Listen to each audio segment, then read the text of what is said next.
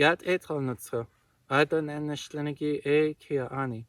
Naiz Diné bashes chin dos Sinajne dashe ado sont Diné dashina kut ego dinishne do tenekane de nasha nana Sam Slater dasha jine. Hello everybody, good evening. Thank you for joining me. My name is Sam Slater and I'm a Navajo moccasin maker from Round Rock, Arizona. And this evening I'll be sharing with you a little bit about Navajo moccasin making. Sort of the history of Navajo moccasin making, and also, kind of how we tell our history through moccasin making and moccasin wearing, and the life that we give to the art every time we practice it, every time we pick up an awl, and every time, importantly, when we learn how to do it and teach others how to do it. So this is an art form I've been practicing for about 4 years now, since I, came back home after growing up off the reservation, and this was the art that I would say really welcomes me home. They say that the art has to choose you. And so that time trying to figure out, a role for myself and my community, moccasin making really facilitated that process for me. And so while I say, I really do love making moccasins, my even greater passion is teaching other Navajo people of all ages how to make their own moccasins. And it's just such a the learning communities we create are so beautiful. The experiences, I think, just give people so much power. And so it's just really just something lovely to be a part of. Now, I began that teaching process when I was still a student at Diné College, and being approached by a school a little bit south of the college, and they wanted me to work with their middle schoolers to create their own, their own moccasins that the students themselves would wear, kind of as an alternative to the school clothing program that the tribe runs. And so we were thinking about how we wanted to do it, what materials, and so it was just sort of this conversation that I had first with the teacher, and then later once we were working with the students, thinking about what do we want to use, why do we want to use it, and how are we going to use it. And so, of course, out of convenience, and the abundance of the material, the easiest thing to do is to work with one of the supply stores off the reservation and work with cowhide. And so that's what we did. That's what I still do. I use cowhides. I think it's called split chap suede, and then the white latigo for the sole, and an artificial sinew, and then using awls that are made from a screwdriver. So, of course, it's sort of this process of uncovering that you go through, trying to think through, well, how did, my teacher, how did he do it when he was a kid? How did then his somebody from sort of around my grandparents' age, then sort of going back, how did their grandparents do it? And sort of, thinking about the evolution of these materials. And so you're able to tell, sort of the strong spiritual connection that exists between Navajos, moccasin making, and buffalo. So even though we haven't made buffalo hide moccasins in a few, several hundred years, it's still an important recognition that tells the history of our migration into this region. What were the animals that nourished us as we came and found our homeland here? And, even for, a few hundred years, still had their home, our homelands overlapped here within our six sacred mountains. And so that's important. It's also interesting because that's sort of where the archaeological evidence will validate, although we don't need the validation, but sort of the narratives intertwine at Promontory Point, Utah, where it's actually the oldest examples of quill work embroidery, in the hemisphere are found there, and they were ancestral Navajo moccasins, and they were all made out of buffalo hide, and the pattern is very unique.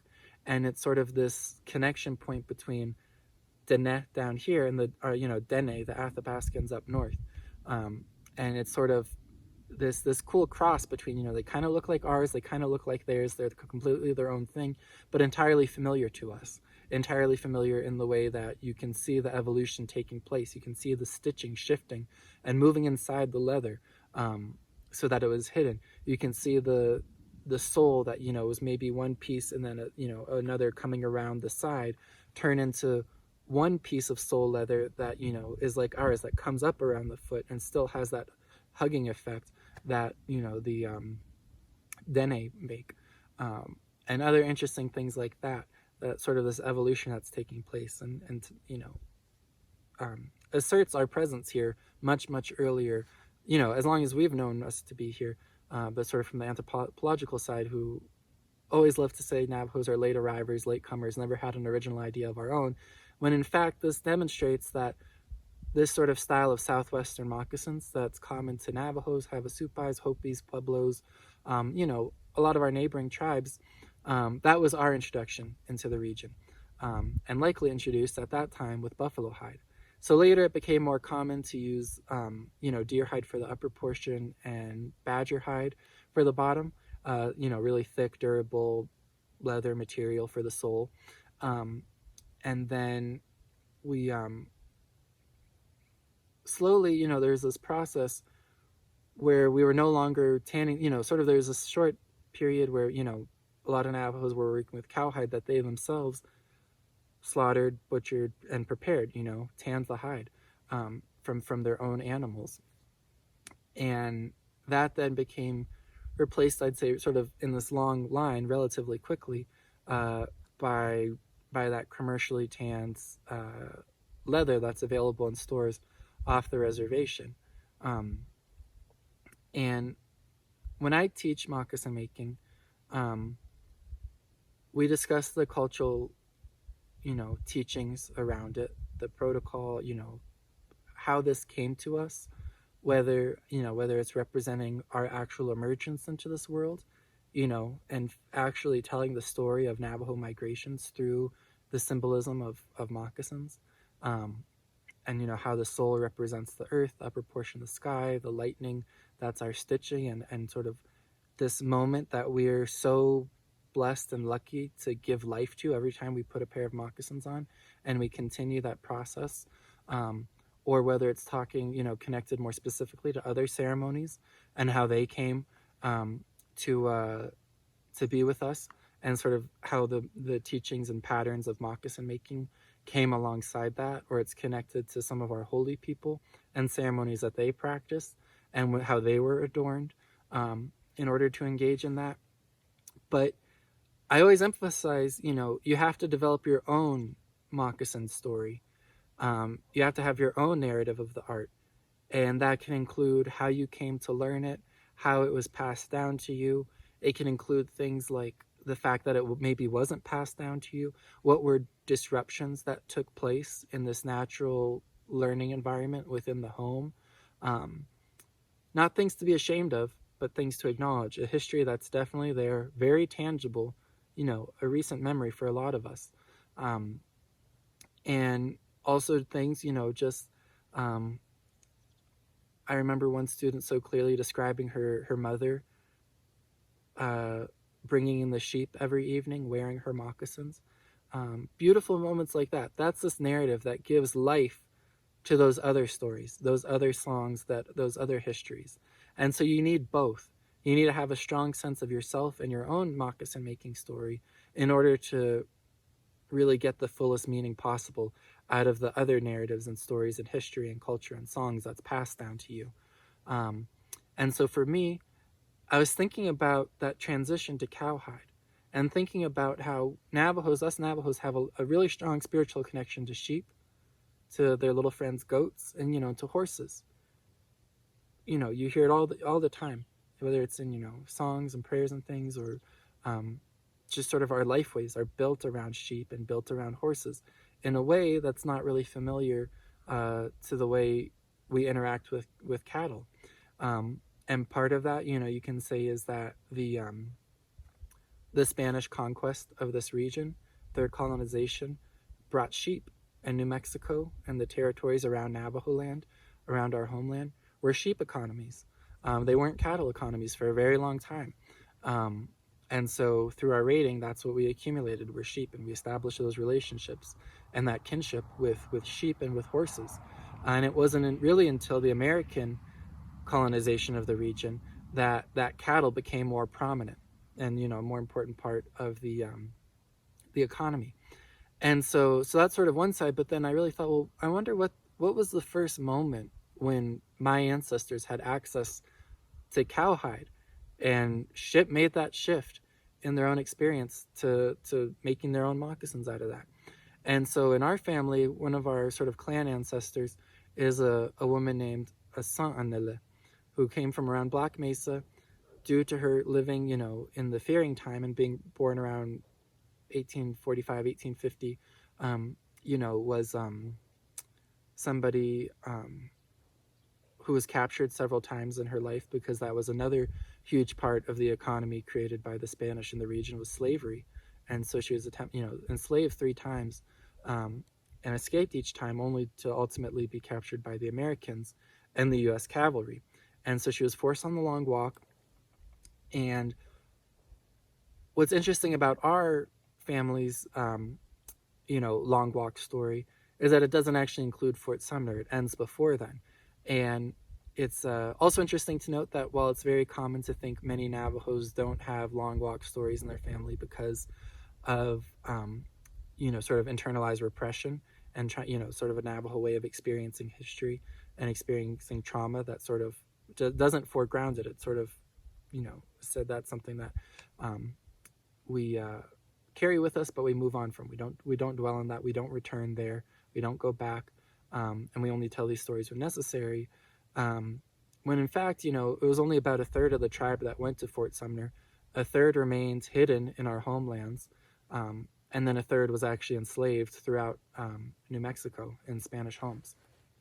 And so she never made it all the way to Fort Sumner. Instead, she was taken to a fort or a camp, on the other side, on the eastern side of the Rio Grande River. And that's where she was made the wife, that's how it said, of a Spanish soldier there. And so that you can think about what that meant, what sort of consent was practiced. But because of that role that she was forced into, she was responsible then for the sort of the distribution of labor that took place in these camps that was forced upon Navajos, and sort of translating and trying to smooth that process.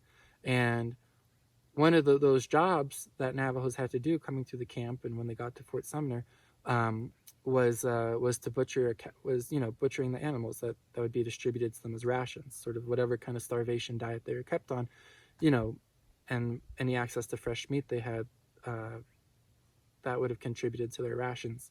And so that became important to me, knowing that was actually something she was responsible for, and sort of the newness that I could imagine many of these Navajos experience working with cows for the first time, butchering a cattle for the first time, learning how to cut up that kind of an animal, and then how to actually make use of the hide, make use of fitting this foreign material into our Navajo lifeways in a way that felt organic to us. And especially for us who are working with, commercial materials, they, coming from an industrial background somehow, with really little to no care at all for land, life, the animal, sort of what are we to do with these materials in front of us when we're still trying to practice our Navajo lifeways and live in a Diné way, in a way that's legible to our ancestors.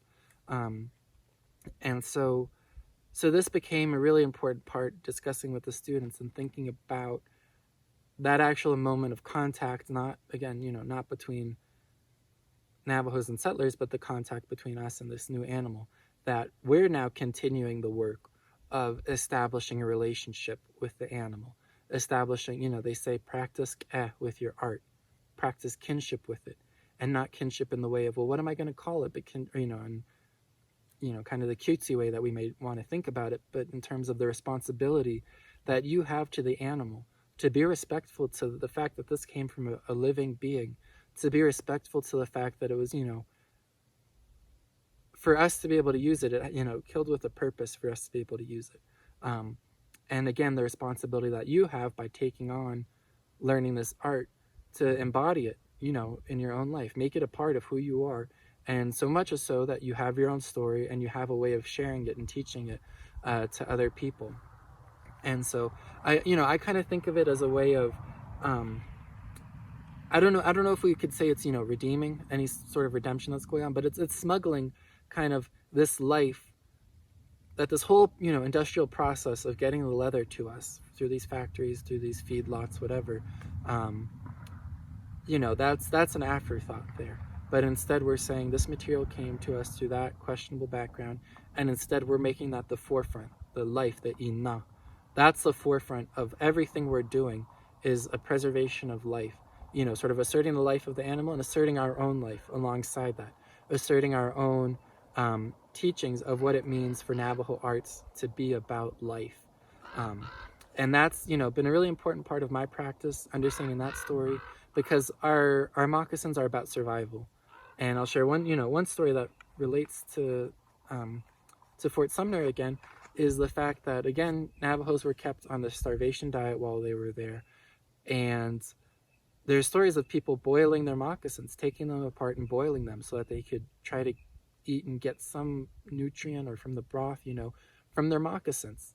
And so it's sort of this, the care and the life that's been given to us from our moccasins, it's just a process of trying to shift and return it back to them and return it back to our community. So it has a prominent place in our hogans and a prominent place in all of our lives. Whether or not, my students all go on to become moccasin makers, I know my goal is that they make it a part of who they are.